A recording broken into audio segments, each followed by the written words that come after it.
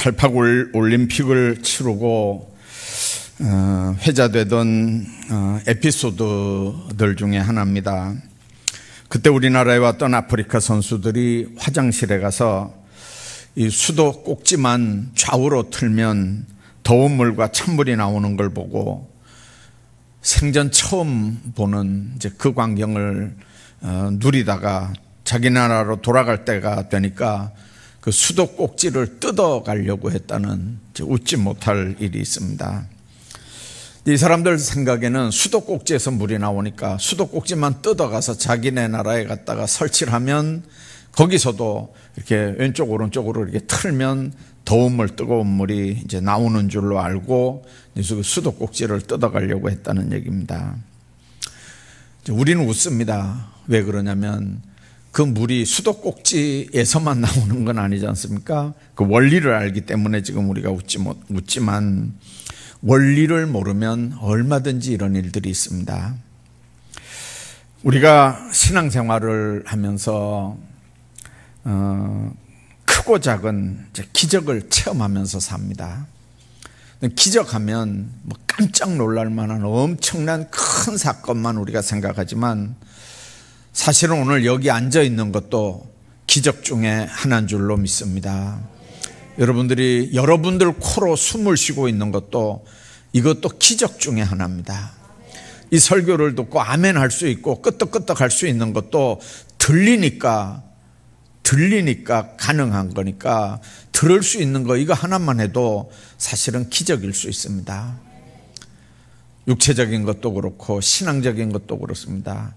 우리 같은 강팍한 마음에 의심 많은 마음에 예수 믿고 예수님이 내 죄를 위해 십자가에 못 박혀 죽었다는 사실, 그분이 내 모든 죄를 다 짊어지고 죽었다는 사실이 믿어지는 게, 그래서 내가 예수 믿고 구원받은 하나님의 자녀로 살아가는 게, 이 세상 살면서 다가 아니고 천국 소망을 가지고 살아가는 게 예수 안 믿는 사람들이 볼 때는요, 이게 이해가 안 되는 일이고 우리가 볼 때는 이게 기적 중에 기적인 줄로 믿습니다.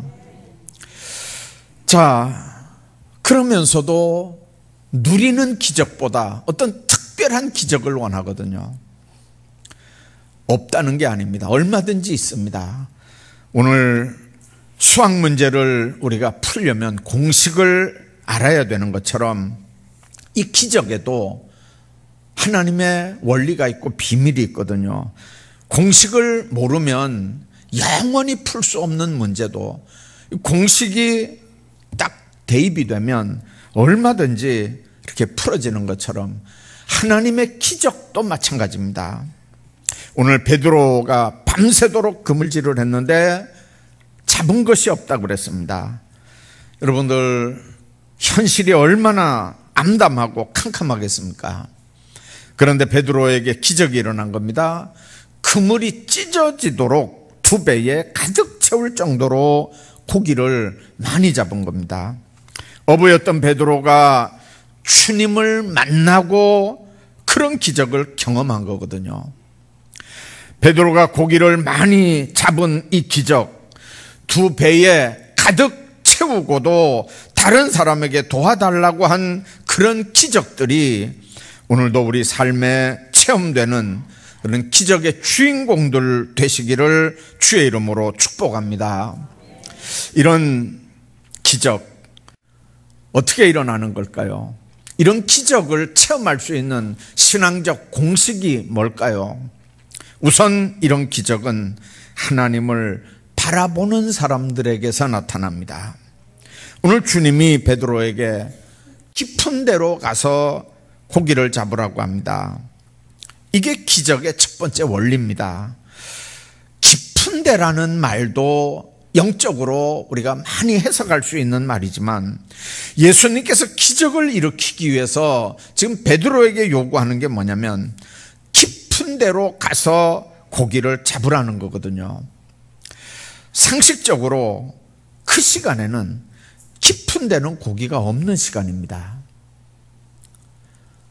어제 우리 당에서 이제 1박 2일 있으면서 이렇게 그 계약 조건 가운데 이제 아침에 이렇게 배를 탈 수 있는 시간이 좀 있었어요. 근데 그쪽에서 요구하는 게 뭐냐면 아침 6시부터 8시까지 배를 탄다는 거예요. 저는 서해는 잘 몰라요. 동해는 잘 알지만 동해 바다에서 6시부터 8시는 이제 잠에서 깨어나는 시간이잖아요. 물고기들도. 낚시가 제일 잘 되는 시간이 8시부터 10시까지예요. 근데 6시부터 8시까지면 이게 안 되는 시간에 나갔다가 안 되는 시간에 들어오는 거예요. 시작부터 영 못마땅했었어요. 왜 그러냐면 이게 시간 때우기고 이게 뭐 그냥 옵션 중에 하나고 괜히 그냥 배 태워준다 이거지. 아침 6시에 갔다 8시에 오는데 이게 무슨 낚시가 되겠어요. 낚싯대도 가져오지 말라고 그래가지고 뭐 손으로 이렇게 하는 거 한다 그래서 저는 기대도 안 하고 갔어요. 근데 가서 보니까요, 그 시간이 그 동네에서는 고기가 잡히는 시간이더라고요. 8시가 딱 지나니까요, 배가 움직이질 않아요. 물이 안 움직여요. 그러니까 낚시가 안 되는 거예요. 동해 바다에 상식만 있는 내 입장에서는 이거 오늘 쏘갔다. 이게 말도 안 되는 일에 이 지금 10몇 명이 이렇게 당하고 있구나. 아침부터 되게 기분이 안 좋았어요. 근데 현장에 가서 체험하고 나니까 아하, 여기는 이렇구나. 어느 바다든지요, 밤에는 물고기들이 다 밖으로 들어옵니다. 그리고 낮에는 깊은 데로 들어가 있거든요. 근데 지금 밤이 맞도록 수고했는데 얻은 게 없다. 밤새도록 그물질 했다는 얘기예요. 그러면 이게 아침 일찍이든지 그렇거든요. 그러면 이 시간에는 아직도 얕은 데 고기가 있는 시간이에요. 한낮이래야 물고기가 깊은 데 있는 거거든요. 자, 그러니까 예수님이 깊은 데 가서 그물을 던지라는 말은 어릴 때부터 바닷가에서 자란 어부 베드로 입장에서는 예수님의 명령이 이게 말도 안 되는 명령이에요. 이건 상식으로도 지식으로도 안 맞는 얘기예요. 우리가 신앙생활하면서 때로는 내 작은 경험, 내 작은 지식이 하나님의 말씀을 받을 때 이게 내 후라이팬이 되는 경우가 있습니다. 이 후라이팬에 맞으면 받아들이고 이 후라이팬이 안 맞으면 못 받아들이는 이 내 지식과 경험이 이게 절대적인 건 줄 알지만, 그러나 여러분들, 낚시하는 일 하나에서도, 그물질하는 하나에서도 이게 내 지식, 내 경험이 다가 아니고 그 지식이나 경험을 뛰어넘는 하나님의 역사는 세상에, 우리 삶에 얼마든지 있다는 사실을 여러분들 믿으시기를 주의 이름으로 축복합니다. 여러분들, 이 말씀이 우리에게 주는 의미가 뭡니까? 네가 아는 그 지식 내려놓으라는 거예요. 네가 아는 그 경험 절대적이 아니니까 내려놓으라는 거예요. 네 생각도 내려놓으라는 거예요. 그리고 하나님만 바라보라는 거예요. 기적을 일으키는 분은 하나님입니다. 내 경험이나 내 방법, 내 생각, 테두리 안에서만 역사하는 하나님이 아니라는 거거든요. 기적은 초월자인 하나님이 언제든지 초월적인 역사로 일어나는 일들이기 때문에 우리가 기적이라고 얘기하는 거예요. 우리는 인간적인 방법이 더 이상 없다고 생각할 때 이제 그때 하나님을 바라봅니다. 좌우사방 다 길이 막히고 이제는 아무 세상에 소망이 없다고, 나는 더 이상 아무것도 할 수 없다고 할 때, 여러분들, 세상의 불신자들은요, 이제 그런 상황이 되면 절망하고 낙심하고 주저앉거든요. 근데 우리 예수 믿는 사람들은 바로 그때 동서사방이 다 막혀도 위에는 터져 있는 걸 알고 위에 계신 하나님을 바라봐야 되는 줄로 믿습니다. 만약 우리가 그렇게 길도 없고 방법도 없는데도 여전히 불신자들처럼 세상 사람들처럼 낙심하고 원망 불평하는 소리만 한다면 이건 불신자이지 믿는 사람들이 아닙니다. 그런 삶에는 기적도 일어날 염려가 없습니다.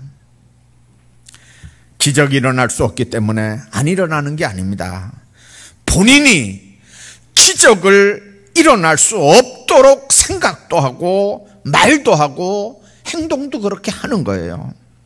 그래서 지금도 얼마든지 내 삶에 크고 작은 기적의 역사들이 일어나지만 그 생각, 말, 행동 마치 불신자 같은 마인드들 때문에 이게 안 일어나는 거예요. 기적은 하나님이 일으키는 거고 하나님만 바라볼 때 그 기적을 경험하게 되는 줄로 믿습니다. 인간의 끝이 하나님의 시작이라고 하는 말이 있습니다. 하나님은 아마 이렇게 말씀하실 거예요. 이제 인간적인 방법으로 할 거 다 해봤냐? 더 이상 네가 할 게 없어? 그러면 손 놔라. 이제부터 내가 개입하겠다. 여러분들, 하나님은 우리가 항복하실 때까지 기다리는 거예요.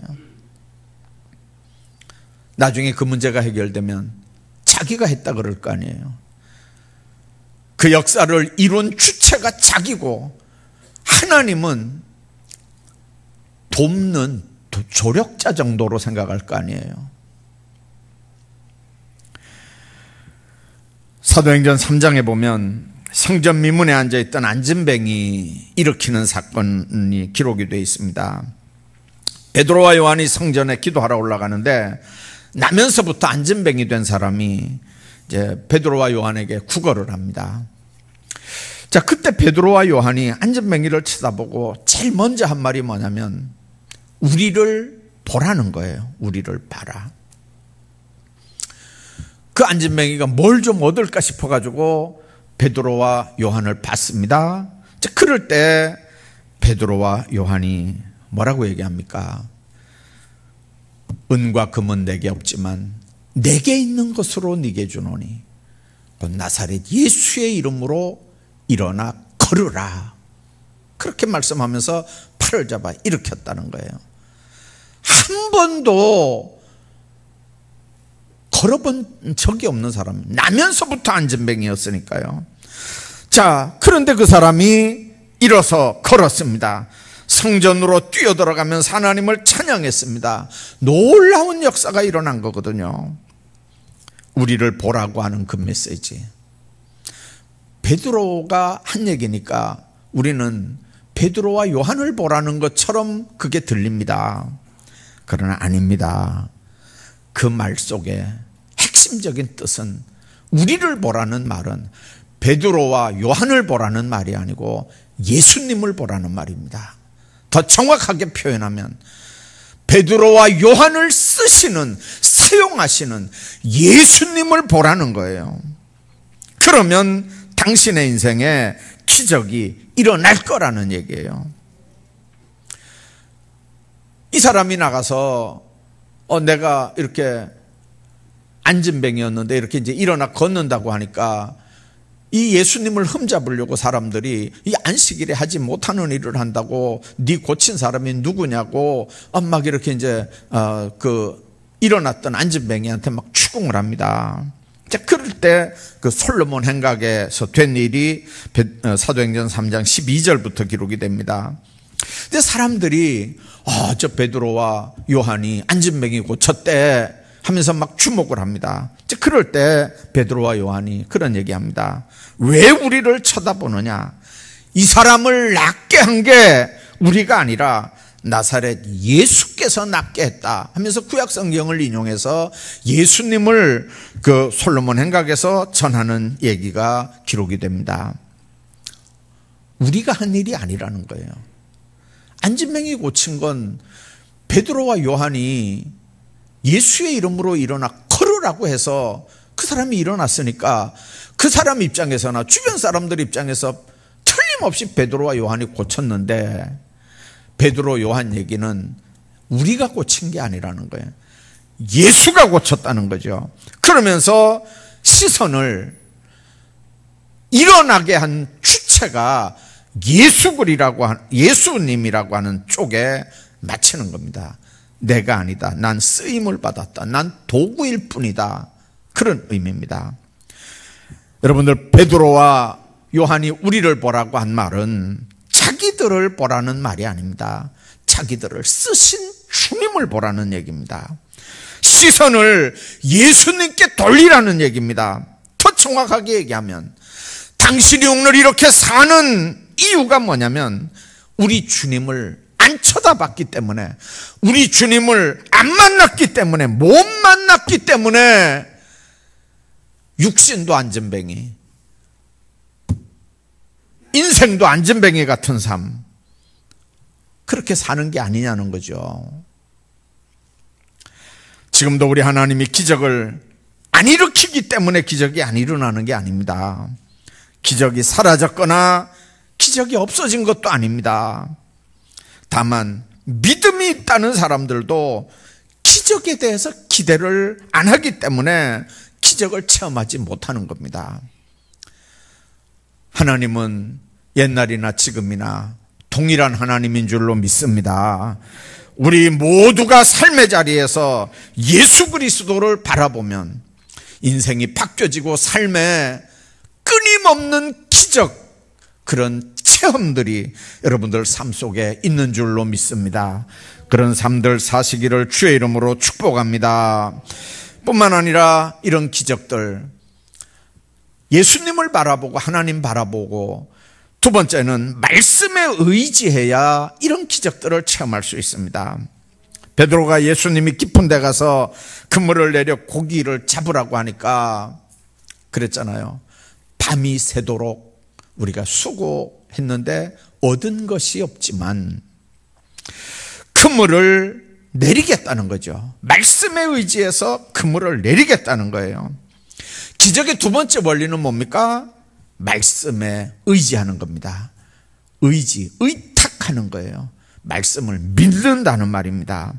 말씀이 없는 기적은 신비주의입니다. 말씀이 없는 기적은 기적이 아니고 그거는 매직, 요술, 마술 이런 겁니다. 여러분들, 정말 우리가 신앙생활하면서 기적은 지금도, 이적은 지금도 얼마든지 일어나지만요, 그 기적의 현장에서 이게 하나님의 역사인지 마귀 장난인지 우리가 분명히 분별은 해야 되거든요. 여러분들, 마귀도 병 고치는 역사가 있을까요? 있어요. 예. 어제도 우리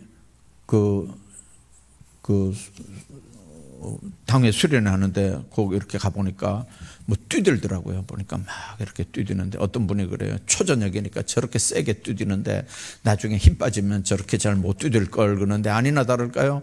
예, 한 20, 30분 있다가 보니까 힘이 빠져가지고 잘 못 뛰들더라고요. 보니까.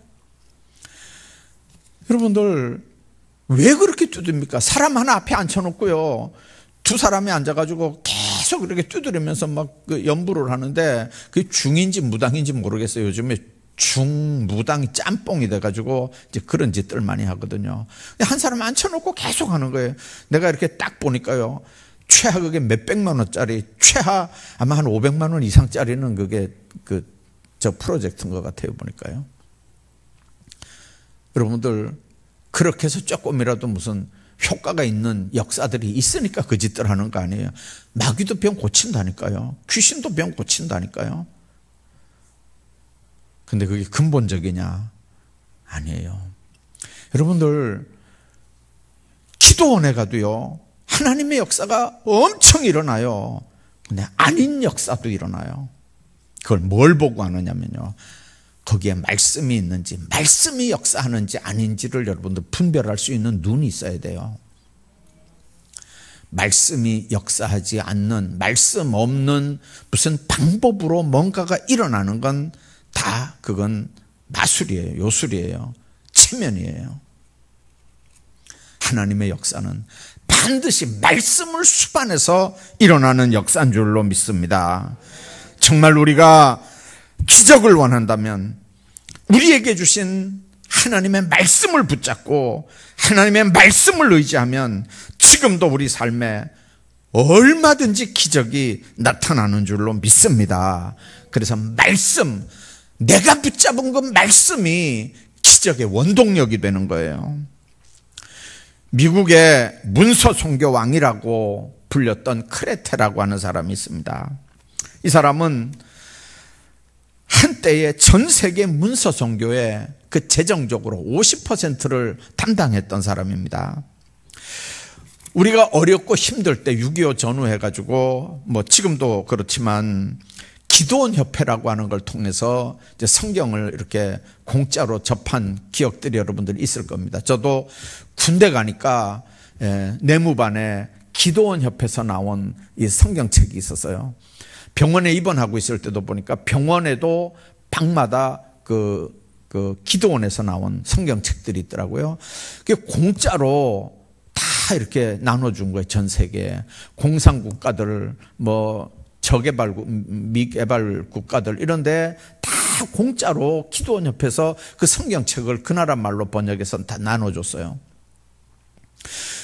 근데 그 기도원 협회에서 그렇게 공짜로 성경책을 찍어서 나누어주는 비용의 50%를 이 크레데 회장이 감당을 할 정도로 그렇게 이 사람이 부자였어요. 19살 때 은혜를 받고 내가 하나님 앞에 충성하겠다 작정을 했어요. 주를 위해서 살리라 작정을 하고는. 근데 19살이니까 남의 밑에 들어가서 일을 배웠는데 인쇄소에 들어가서 이제 인쇄하는 일을 이렇게 배웠어요.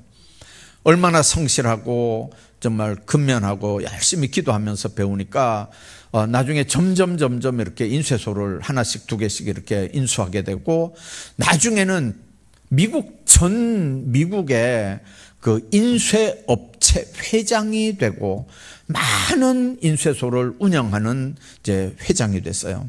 엄청난 갑부가 된 거죠. 자, 그런데 이제 그 사람이 정말 그렇게 많은 돈들을 벌고 이제 그랬는데 어느 날 직업병이 걸린 거예요. 그 인쇄소가 옛날에 납으로 활자를 찍어서 이렇게 이제 조판을 했기 때문에 매일 맨손으로 이게 납을 만져야 되는 이제 활자판을 만들어야 되는 거니까 이 사람이 납중독에, 요즘 말로 하면 납중독에 걸린 거예요. 그 이제 돈은 있고 너무 이제 아파서 힘드니까 그 미국에서 최고 유명한 이제 전문 의사를 초청을 했어요. 그래서 이렇게 의사가 딱 진찰을 받아보더니 너무 병이 깊었고 앞으로 3일 이상은 심장이 뛰지 않습니다. 그렇게 얘기하고 나서는 거예요. 그러면서 이 의사가 이 크레데한테 그랬대요. 지금이라도 빨리 변호사를 불러서 유산을 정리하시고 유언을 정리하시죠. 그랬어요. 근데 이 크레데가 깜짝 놀라가지고 그렇습니까? 잠깐 나가 계십시오. 의사 선생을 내보내고 아내를 불렀어요. 그 아내한테 이런 얘기를 했어요. 여보, 들어오니까 이제 그 부인은 3일밖에 못 산다니까, 3일 후에 심장이 수동된다니까 너무 이제 답답하니까 이제 울었어요. 우는 아내를 이렇게 등을 두드리면서 이 크레데가 이런 얘기를 했어요. 의사는 앞으로 3일 이상 내 심장이 안 뛴다고 얘기를 하고, 근데 그분은 나에게 죽지 않는다고 얘기했다. 나는 지금 누구 말을 들어야 되겠냐? 그러니까 아내가 그분이 누구냐? 이랬습니다. 그분. 그러니까 아내가 눈치를 채고 그러면 나갑시다. 그래서 거기서 나온 거예요. 퇴원을 한 거예요. 여러분들, 이 결단이 쉬운 결단이 아니잖아요. 그때 그분은 안 죽는다고 했다고 한 크레데의 말은 그날 읽은 성경 구절이에요. 그게 뭐였냐면 시편 118편 17 17절 18절 말씀이에요. 그 내용이 이런 거예요. 내가 죽지 않고 살아서 여호와의 행사를 선포하리라. 여호와께서 나를 심히 경책하였어도 죽음에는 붙이지 아니하셨도다. 여러분들, 그 성경이 시편 118편이 크레데한테 한 얘기일까요? 아마 그 시편을 쓴 기자가 있을 거고, 그 기자가 아마 자기한테 한 얘기일 수도 있고 누구한테 한 얘기일 수도 있지, 그게 몇백 년 뒤에 이 크레데한테 한 얘기는 아닐 거 아니에요.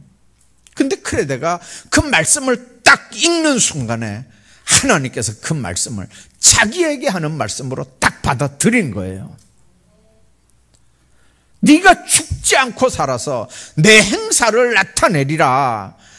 여러분들, 심히 내가 너를 경책했어도 죽음에는 붙이지 아니하리라. 이 말씀을 읽는 순간에 하나님이, 이건 하나님이 나에게 주는 말씀이구나. 이 크레데가 딱 그 말씀을 받아가지고 있는데 의사가 3일 후에 3일밖에 못 산다 이러니까 아내에게 묻는 거죠. 3일 동안 여기 입원하고 있을 이유가 있냐는 거예요. 여러분들, 그 크레데가 퇴원하고 살았겠어요, 죽었겠어요? 시편 말씀 붙잡고 정말 죽지 않고 살아서 하나님의 행사를 선포할 것이라고 하는 말씀을 듣고 이 사람이 나가서 그 귀한 일들을 감당하는 거예요. 하나님이 나를 안 죽는다고 했다. 살아 역사하시는 하나님의 놀라운 일들을 증거한다고 했다. 하나님의 행사를 선포한다고 했다. 생각하는 거예요. 하나님의 행사가 뭘까? 하나님이 하신 일이 뭘까? 그게 성경에 다 있는 얘기니까 이 성경 찍어서 돌리자. 그래서 재산을 그냥 그 기도원 협회에 이렇게 기부를 하고, 기도원 협회는 그 재정을 근거로 해서 성경책을 찍어서 온 세상에 이렇게 돌렸던 거죠. 우리도 마찬가지입니다. 우리 삶도 마찬가지예요. 인간적으로 할 수 없는 거 엄청난 일이 일어나게 하려면요, 말씀을 붙잡고 주님 의지해야 됩니다. 말씀 붙잡는 사람들 삶 속에 하나님의 기적이 일어나는 줄로 믿습니다. 뿐만 아니라 기적을 체험하는 세 번째 원리는요, 말씀을 믿고 순종하는 일입니다. 6절에 보니까 말씀을 믿고 순종하니까 고기를 많이 잡았다고 그랬어요. 자, 우리가 믿기는 믿는데 순종은 하지 않는, 말씀을 듣기는 듣는데 믿기는 믿는데 순종하지는 않는, 삶의 현장에 옮기지 않는 그런 신앙생활 우리가 할 때가 있거든요. 이제 이런 믿음을 죽은 믿음이라고 얘기합니다. 살아있는 믿음은 말씀에 순종하는 반응을 보이는 거예요. 말씀대로 순종하는 움직임이 있는 게 믿음, 산 믿음인데, 그런데 행동이 따르지 않는 믿음, 순종이 따르지 않는 믿음, 그 믿음은 죽은 믿음이고요. 죽은 믿음으로는 구원받지 못하지 않습니까? 열왕기하 7장에 보면 아람 군대들이 사마리아 성을 포위했습니다. 옛날 전쟁은요, 그냥 이 성을 뺑뺑 이렇게 포위하면 이제 그 안에서 양식 떨어지고 물 떨어지면 항복하고 저절로 나오는 거예요. 그러니까 아주 급하게 빨리 정복을 하려면 이게 성을 사다리를 놓고 막 올라가서 막 이렇게 하지만, 장기전을 벌리려면요, 한 달, 두 달 이렇게 하려면 아예 성을 꽁꽁 이렇게 포위하고 밖에서 딱 지키고 있는 거예요. 그러면 안에서 양식 떨어지면 죽는 거거든요. 뭐 먹고 살아야 뭐 전쟁을 하니까요. 근데 사마리아 성이 바로 이제 그런 작전에 말려 들어간 거예요. 밖에서 뺑뺑 포위를 하니까 나갈 수도 없고 들어올 수도 없어요. 뭐 보급품이 이제 보급이 안 되니까 안에 있는 사람들이 양식이 떨어지는 거예요. 나중에는 뭘 먹었냐면 성경에 보니까요, 합판태를 먹었대요. 그게 뭐냐면 비둘기 똥이에요. 근데 비둘기 똥에 여러분들 평상시 같은 비둘기 똥 먹겠어요? 근데 그런 상황이 되니까 이 비둘기 똥도 이제 우리 돈으로 하면 몇만 원씩 하는 거예요, 한 봉다리에. 없는 거예요. 나중에는 전쟁을 해야 되는데 전쟁할 때 필수적인 게 말 같은 거잖아요. 다 잡아먹는 거예요. 먹을 게 없으니까요. 이제 급기야는 뭐까지 잡아먹냐면요, 여자들이 모여서 아이들까지 잡아먹는 거예요. 오늘은 우리 아이 잡아먹고 이제 내일은 네 아이 잡아먹고, 여자들이 이제 그렇게 하고 오늘 우리 아이 잡아먹었는데 잡아서 이제 같이 나눠 먹었겠죠. 그 내일 이제 저 집 아이 잡아먹어야 되는데 그 집 여자가 그 다음날 안 잡으려고 하는 거예요. 그러니까 이제 싸울 수밖에요. 막 난리가 난 거죠. 그때 그걸 임금이 지나가다 본 거예요. 얼마나 기가 막히겠어요. 그래. 옷을 찢으면서 왕이 울었다 그랬어요. 그 소문을, 왕이 옷을 찢었다는 얘기를 엘리사가 들은 거예요. 그러면서 내일 이맘때가 되면, 쉽게 말하면 합한채 하나, 뭐 머리, 이거 나귀 머리 하나에, 쉽게 설명하면 옛날에는 10,000원 했으면 지금은 뭐 한 100원밖에 안 한다, 뭐 이런 식으로. 그러니까 그 장관이 뭐라 그러냐면요, 하나님이 하늘에서 하늘 문을 열더라도 어떻게 그런 일이 있겠냐 그랬어요. 하나님이 하늘 문을 열고 하늘 창고를 털어서 준다 그래도 어떻게 그런 일이 있겠냐. 이 장관 말이 맞을 수도 있어요. 지금 상황이 그런 상황 아니잖아요. 근데 엘리사가 뭐라 그러냐면요, 네 눈으로 그걸 보리라. 그러나 네가 먹지는 못하리라 그랬어요. 근데 그날 밤에 무슨 일이 생겼냐면요, 거기에 나 환자들이 어차피 굶어 죽으나, 나 환자들한테 누가 농량을 주겠어요, 자식 잡아먹는 상황에. 어차피 여기서 굶어 죽으나 적진에 들어가서 맞아 죽으나 어차피 죽는 건 마찬가지니까 가자. 그래가지고 적진에 갔다 그러잖아요. 아람 적진에 가보니까요, 아니 먹을 게 산더미처럼 쌓여 있어요. 무기도 그냥 있어요. 뭐 별별 게 다 쌓여 있는데 사람은 한 명도 없는 거예요. 배고프니까 정신없이 먹었겠죠. 나중에 먹다가 생각하니까, 야, 이거 빨리 가서 우리가 사마리아에 가서 알리지 않으면 우리에게 화가 있을 거다. 그래서 실컷 먹고 가가지고 사마리아 성에 알렸다 그러잖아요. 이 소문이 사마리아의 성에 들어가니까요, 문이 확 열리고 막 사람들이 그냥 막 산더미처럼 막 쏟아져 나오는 거예요. 장관이 앞에서 어물어물하다가 그 사람들 틈에 밟혀서 죽어버렸어요. 눈으로 봤죠. 하나님이 하늘 창고를 열고 그런 일들을 행하는 놀라운 일들을 봤는데 먹지는 못하고 사람들에게 밟혀 죽는 거예요. 여러분들, 우리가 신앙생활하면서 기억해야 되는 게 있습니다. 하나님 안에서 믿지 않으면요, 구경은 할 수 있는데 내려주신 그 엄청난 축복을 보기는 하는데 믿지 않으면 그게 내 축복은 되지 못하는 거예요.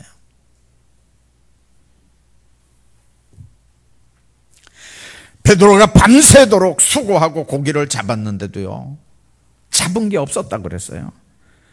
그런데 우리 주님이 베드로에게 기적을 베풀어 주신 거거든요. 우리 모두가 이런 기적을 맛볼 수 있기를 주의 이름으로 축복합니다.